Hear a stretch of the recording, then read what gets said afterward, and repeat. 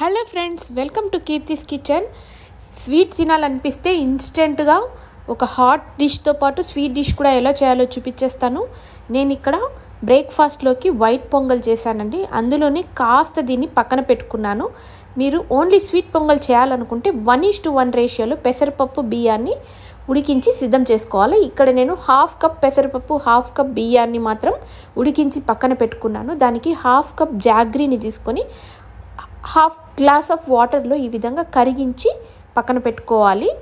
చూస్తున్నారు కదా, జస్ట్ ఇది డస్ట్ పోవడానికి మాత్రమే ఈ కరిగించేది అనే ప్రాసెస్ మనం ఇక్కడ చేసుకుంటున్నాము. లేకుంటే మీరు మీ దగ్గర మంచి ఆర్గానిక్ జాగ్రీ అయితే డైరెక్ట్గా వేసేసుకోవచ్చు మీరు. సో ఈ స్టెప్ అవసరం లేదు. సో ఇప్పుడు ఒక ప్యాన్ పెట్టుకొని 1 టేబుల్ స్పూన్ వరకు గీని వేసేసుకొని ఈ గీలో మనము క్యాషూ నట్స్, కిస్మిస్ని ఈ విధంగా గోల్డెన్ బ్రౌన్ వచ్చే వరకు ఫ్రై చేసుకొని పక్కన పెట్టుకోవాలి. సో చూస్తున్నారు కదా, మంచిగా వేగిపోయింది. ఇప్పుడు దీనిని పక్కన పెట్టుకోవాలి. సో ఇదే ప్యాన్లో కాస్త గీ ఉంది కదా, ఇదే ప్యాన్లో మనము ఉడికించి సిద్ధం చేసుకున్న ఈ యొక్క పెసరపప్పు బియ్యం మిశ్రమాన్ని ఇందులో వేసేసుకొని బాగా మ్యాష్ చేసుకోవాలి మ్యాషర్ తోటి.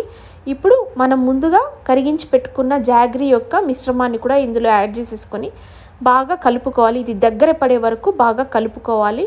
ఇక్కడ పించ్ ఆఫ్ సాల్ట్ వేసుకుంటున్నాను. ఎప్పుడు స్వీట్ డిష్లో పించ్ ఆఫ్ సాల్ట్ వేయడం వల్ల ఆ యొక్క స్వీట్నెస్ని ఇది ఎన్హాన్స్ చేస్తుందండి.